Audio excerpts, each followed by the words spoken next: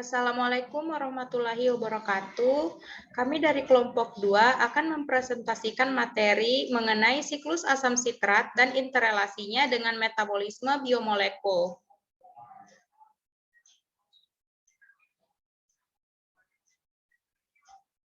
Sebelumnya, saya ingin memperkenalkan anggota kelompok kami. Yang pertama ada Ananda Indah, kemudian ada Devia Alventiana, Grace, dan saya sendiri Laila Manggarani. Pada presentasi kali ini, kami akan membahas beberapa submateri. Yang pertama, pengenalan siklus asam sitrat, peran siklus asam sitrat, mekanisme dan komponen pada siklus asam sitrat, dan mekanisme pengendalian siklus asam sitrat. Materi yang pertama, pengenalan siklus asam sitrat. Siklus Krebs juga dikenal sebagai siklus asam sitrat atau siklus asam trikarboksilat. Siklus ini pertama kali ditemukan oleh seorang ahli biokimia berkebangsaan Jerman Inggris bernama Hans Adolf Krebs dan William Arthur Johnson pada tahun 1937. Siklus Krebs ini merupakan salah satu tahap respirasi aerob, yaitu proses menghasilkan energi, di mana dalam prosesnya membutuhkan oksigen.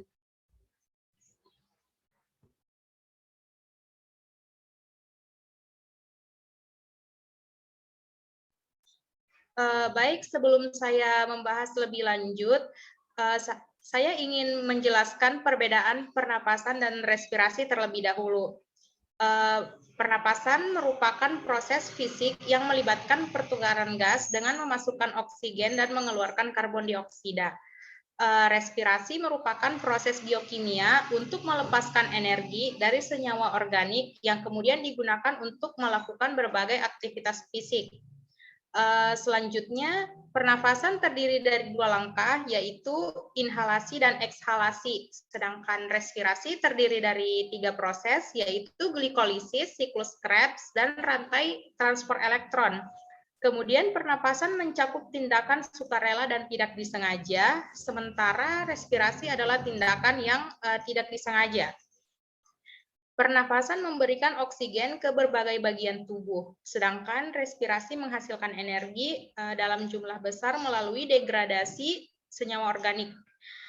Pernapasan diatur oleh otot pernapasan dan diafragma, sedangkan respirasi diatur oleh berbagai enzim. Pernapasan terdiri dari 2 peristiwa besar selama bernapas, yaitu pertukaran gas dan ventilasi. Pada respirasi, terdapat 2 peristiwa besar, yaitu pertukaran gas dan pemecahan senyawa kompleks menjadi bentuk yang lebih sederhana.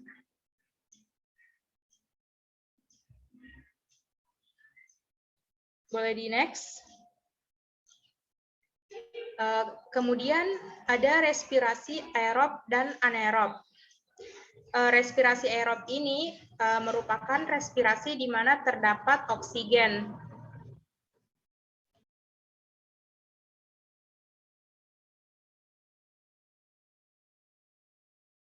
Respirasi aerob terdiri dari 3 proses. Yang pertama ada glikolisis, kemudian siklus Krebs, dan sistem transport elektron. Pada proses glikolisis, glukosa akan diubah menjadi asam pirufat. Kemudian asam pirufat yang telah diperoleh dari glikolisis ini akan masuk ke dalam mitokondria, di mana di mitokondria ini terjadi siklus Krebs dan sistem transport elektron. Sedangkan glikolisis ini terjadi di sitoplasma. Siklus Krebs akan menghasilkan energi kimia yang kemudian akan memberikan hasil akhir berupa karbon dioksida 36 ATP dan H2O atau air. Jika dalam keadaan sebaliknya, yaitu tidak terdapat oksigen, maka glukosa akan melalui tahap respirasi anaerob. Pada respirasi anaerob, glukosa ini akan diubah menjadi asam pirufat, kemudian akan difermentasi menjadi asam laktat dan alkohol atau etanol.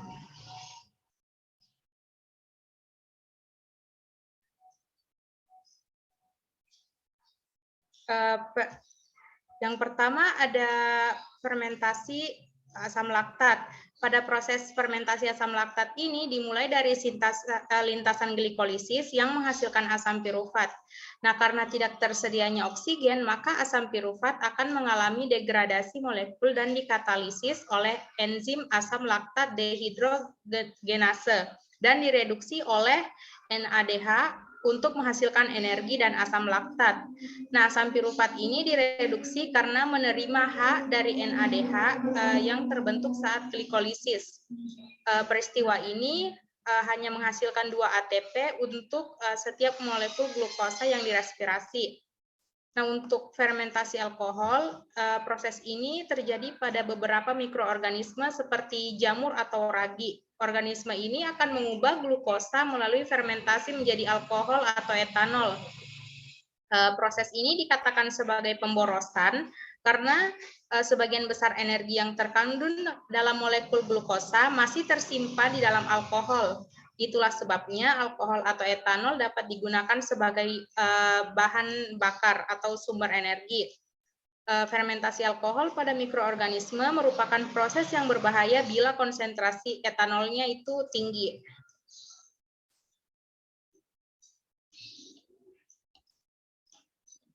Boleh di next.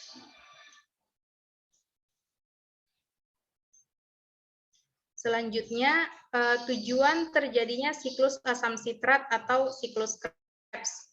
Yang pertama, siklus asam sitrat bertujuan sebagai jalur akhir oksidasi karbohidrat, protein, serta lipid, di mana ketiga komponen ini akan melakukan metabolisme menjadi asetil koenzim A.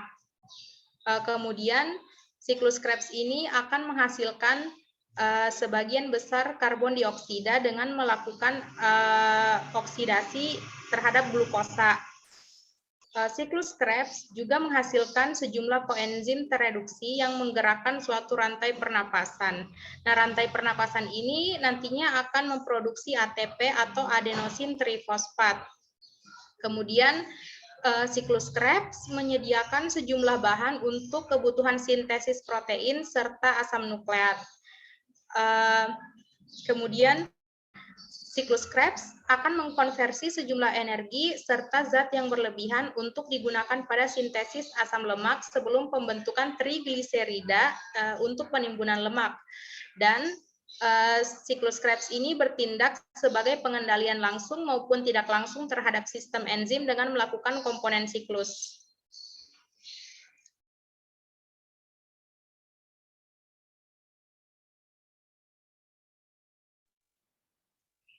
Selanjutnya kita akan membahas tentang peran siklus asam sitrat pada metabolisme biomolekul karbohidrat, lemak, dan protein.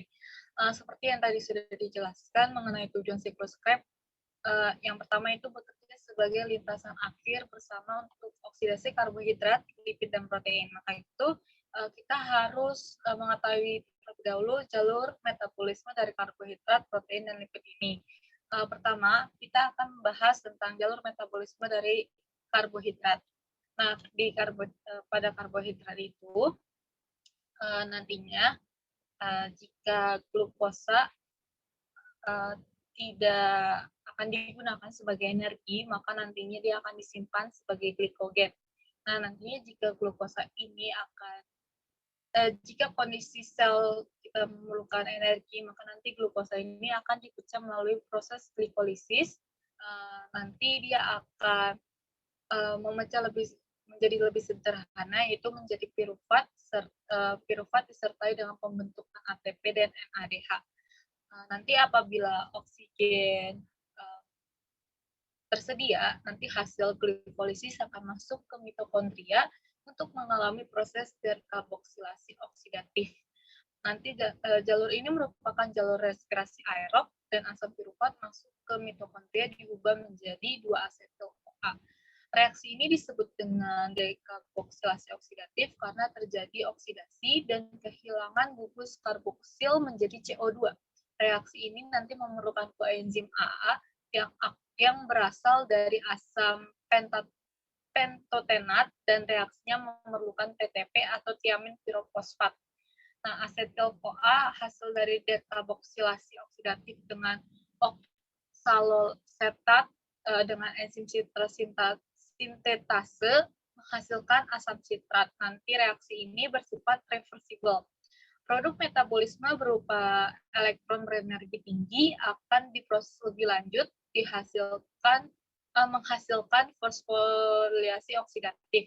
Semua hasil dari proses ini akan menghasilkan banyak energi serta produk sisa yaitu CO2 dan air. Boleh di next. Selanjutnya kita akan membahas tentang jalur metabolisme lemak. Jadi lemak diperoleh dari cadangan makanan di dalam tubuh. Nanti lemak akan dicerna menjadi gliserol dan asam lemak.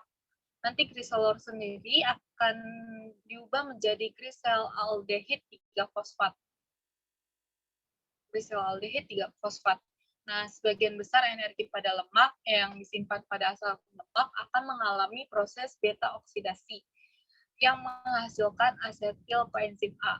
Nah, NADH dan FADH2 yang dihasilkan selama proses beta oksidasi, nanti mereka ini dapat memasuki rantai transport elektron sehingga nantinya lebih banyak energi yang akan dihasilkan. Next. Lalu kita akan bahas tentang jalur metabolisme protein. Jadi protein dapat digunakan untuk menghasilkan energi, tetapi dia harus diubah ke dalam bentuk asam amino. Nanti sebagian asam amino akan digunakan untuk pembentukan protein baru. Sebelum asam amino dapat digunakan dalam proses respirasi, gugus amino harus dibuang terlebih dahulu melalui proses deaminase. Ini adalah proses deaminase, kawan-kawan. Nanti zat buangan ini akan disekresikan dari hewan dalam bentuk amoniak, urea, dan produk sisa lainnya. Nanti asam amino selanjutnya akan diubah oleh enzim menjadi intermediate dalam glikolisis, asetil koenzim A, dan terakhir masuk ke dalam siklus Krebs. Nah, tadi kita lihat ya teman-teman di sini, kalau pada hakikatnya siklus tersebut terdiri atas kombinasi molekul asetil-CoA dengan oksaloasetat. Jadi siklus ini merupakan bagian integral, siklus Krebs ini merupakan bagian integral dari proses yang menyediakan sejumlah besar energi bebas yang terlepas selama oksidasi karbohidrat, lipid, dan protein. Boleh di next.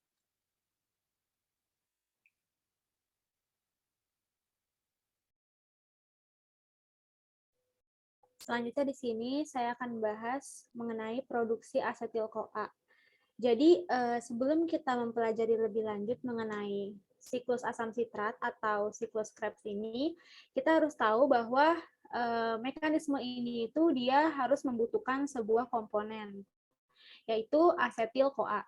Nah, nantinya dengan bantuan asetil-CoA inilah maka siklus asam sitrat atau siklus Krebs ini akan menghasilkan 4 elektron yang dia menyatu menjadi NADH dan FADH2. Boleh di next.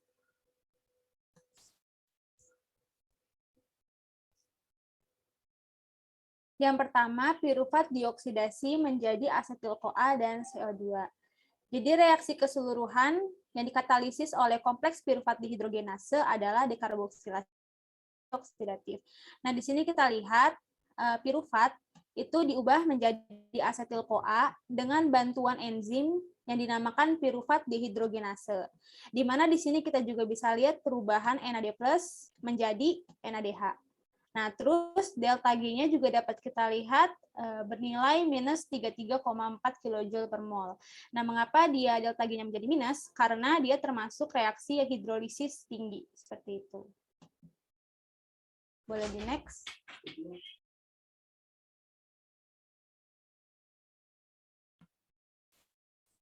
Selanjutnya di sini kita juga bisa lihat enzim pirufat dihidrogenase yang saat kita ambil dengan teliti, kemudian kita lihat dengan bantuan mikroskop. Di sini ada 3 bagian. Yang pertama E1, E2, lalu E3.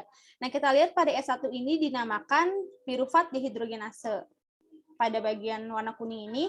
Kemudian E2 pada bagian warna hijau ini adalah dihidrolipoil transetilase. Dan yang terakhir, pada bagian merah ini dinamakan dihidrolipoil dihidrogenase. Seperti itu. Ukurannya bisa kita lihat, ini berkisaran 10 nanometer. Boleh di next.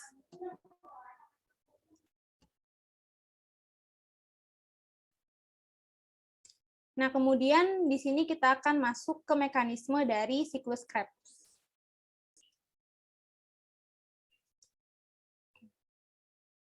Nah, di mana pada mekanisme ini, atom karbon yang diarsir pada warna merah muda ini merupakan bentuk dari asetil-CoA, di mana di sini suksinat dan fumarat itu dia tidak diarsir warna merah muda karena dia atom karbonnya bukan merupakan bentuk dari asetil-CoA, seperti itu. Pada slide berikutnya akan dijelaskan lebih rinci mengenai tahapan dari siklus asam sitrat ini yang akan dibagi menjadi 8 tahap. Boleh next.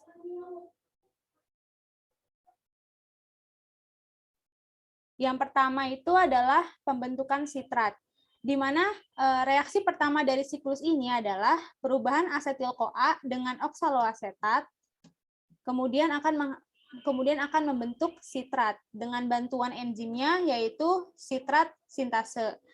Nah, di sini kita juga bisa lihat delta G yang dihasilkan adalah minus negatif 32,2 kJ per mol. Karena pembentukan reaksi ini itu dia adalah hidrolisisnya sangat tinggi seperti itu. Terus pada gambar sebelah kanan ini ada 2 gambar struktur, di mana yang struktur A ini adalah bantuan dari asetil-CoA dan oksaloasetat saja yang belum bergabung, sehingga kita bisa lihat bentuk strukturnya itu terbuka, seperti itu. Kemudian pada bagian yang ke B, itu bentuk strukturnya tertutup. Kenapa? Karena asetil-CoA dan oksaloasetat ini sudah bergabung menjadi satu, seperti itu. Boleh di next.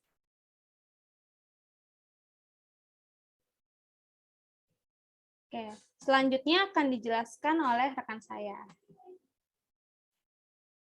Selanjutnya, sitrat tadi akan terbentuk menjadi isositrat dengan enzim akonitase atau akonit hidratase yang mengkatalis perubahan reversibel sitrat menjadi isositrat melalui pembentukan perantaraan asam trikarboksilat cis asosinat yang biasanya tidak terdisosiasi dari sisi aktif.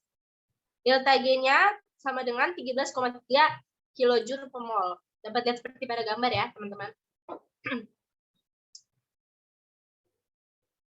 Oke, proses yang ketiga ini, setelah tadi jadi isositrat,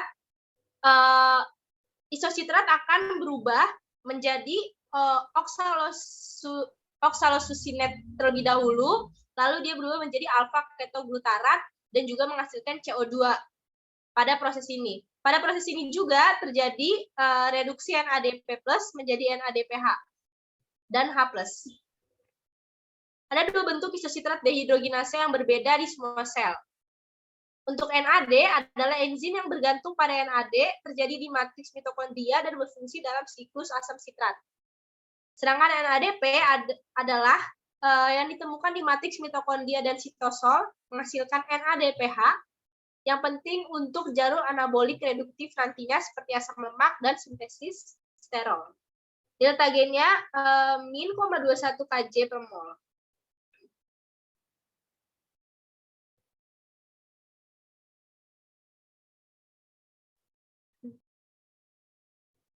Oke, selanjutnya di sini pada tahap keempat ini kita akan bahas oksidasi alfa ketoglutarat menjadi suksinil-CoA dan CO2. Nah, seperti yang kita lihat pada gambar ini adalah perubahan alfa ketoglutarat, strukturnya seperti ini ya. Nah, itu menjadi suksinil-CoA dengan struktur seperti ini dan menghasilkan CO2.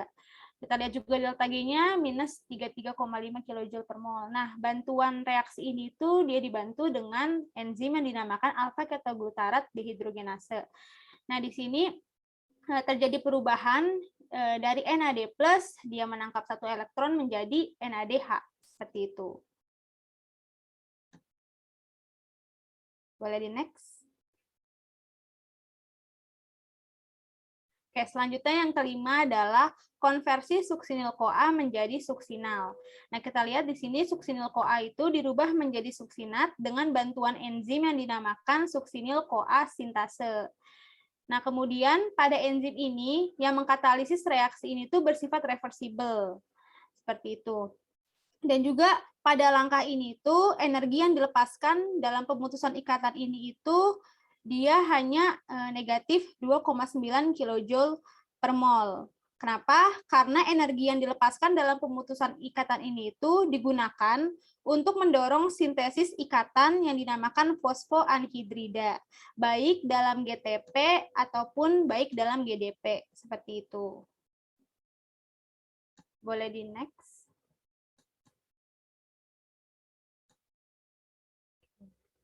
Nah, selanjutnya pada tahap yang keenam adalah oksidasi suksinat menjadi fumarat. Kita bisa lihat di sini, suksinat dengan bentuk struktur seperti ini itu diubah menjadi fumarat, di mana dengan bantuan enzim yang mengkatalisisnya yaitu suksinat dihidrogenase. Nah, kita bisa lihat juga perubahan delta G-nya yaitu sebesar 0 kJ per mol. Nah, suksinat yang terbentuk dari suksinil-CoA ini nantinya dioksidasi menjadi fumarat oleh flavoprotein suksinat dehidrogenase. Seperti itu. Next.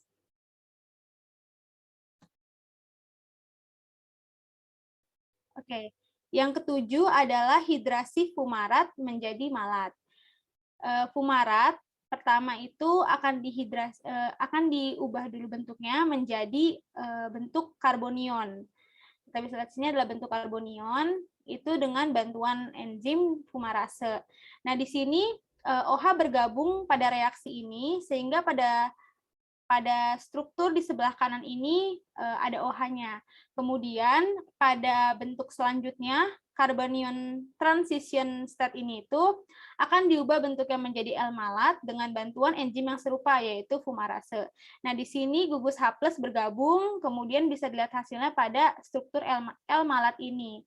Nah, hidrasi reversibel ini dari fumarat menjadi L-malat ini dikatalisis oleh enzim yang serupa yaitu fumarase atau biasa dikenal dengan fumarati hidratase.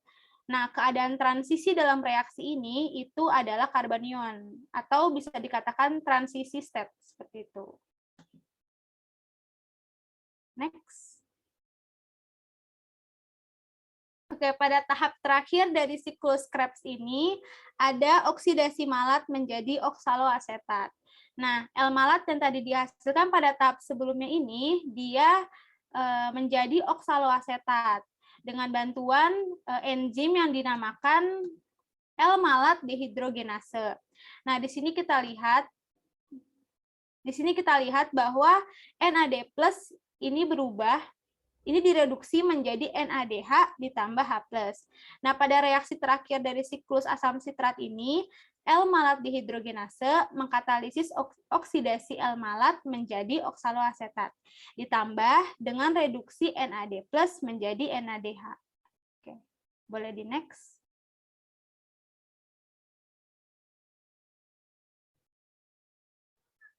Oke, selanjutnya akan dijelaskan oleh rekan saya.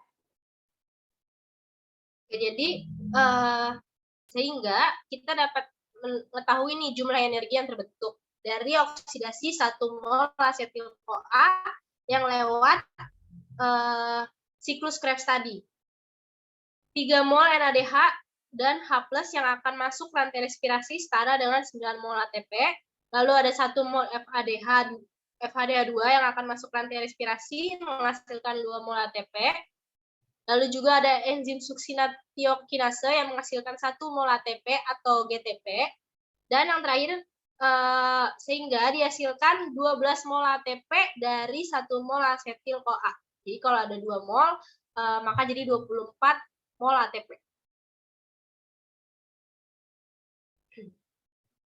Selanjutnya adalah mekanisme pengendalian siklus Krebs. Nah, pengendalian siklus Krebs ini sangat penting karena reaksi yang tidak terkendali akan mengakibatkan terbuangnya banyak energi pada metabolisme. Sehingga siklus Krebs ini dapat diregulasi dengan 2 cara, yaitu efektor allosteric dan modifikasi protein, lalu yang kedua ketersediaan substrat dan energi, dengan melibatkan 4 enzim, yaitu pirufat dehidrogenase, sitrat sintase, isositrat dehidrogenase, dan alfa ketoglutarat dehidrogenase.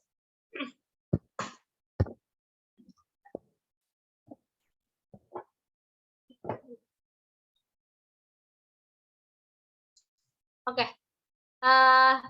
pertama tadi produksi asetil-CoA oleh pirufat dehidrogenase atau kompleks PDH.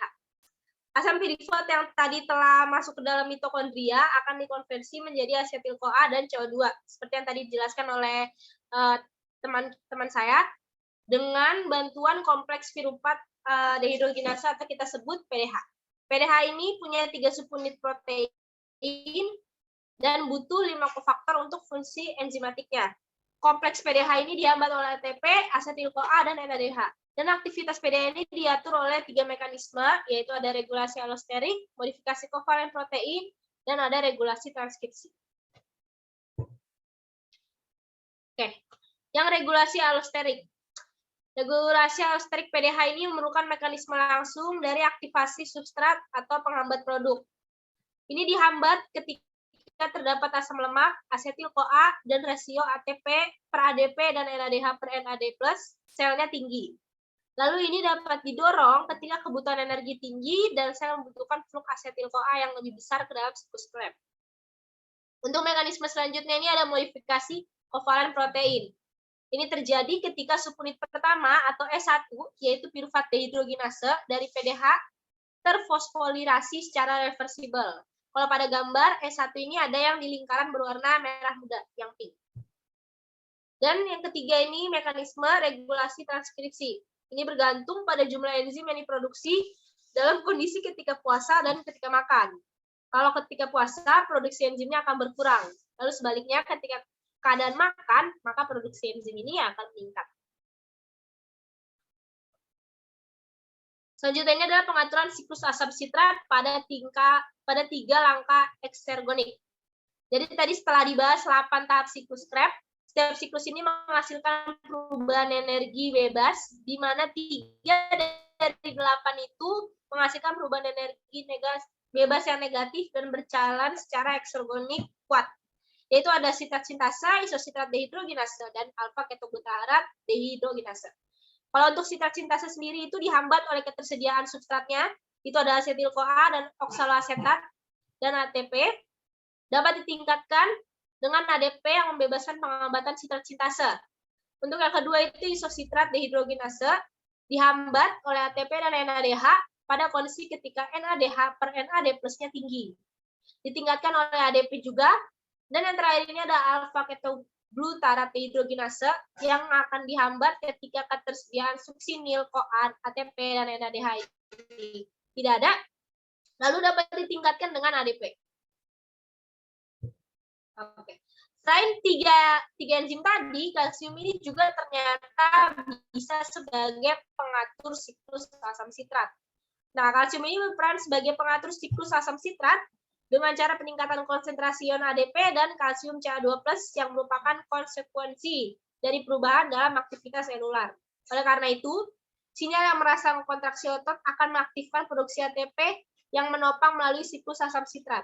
Ion kalsium ini membantu mengatur siklus asam sitrat dengan mengaktifkan enzim-enzim tadi, itu enzim pirufat dehidrogenase, isositrat dehidrogenase, dan alfa ketoglutarat dehidrogenase. Di mana aktivitas enzim melalui ion kalsium akan meningkatkan laju reaksi yang terpisah dalam siklus dan meningkatkan produk untuk seluruh siklus. Ini dia sumber referensi yang kami gunakan untuk presentasi kami pada materi kami hari ini. Dan ini akhir dari presentasi kami pada hari ini. Sekian, kurang lebihnya mohon maaf. Wassalamualaikum warahmatullahi wabarakatuh. Selamat sore.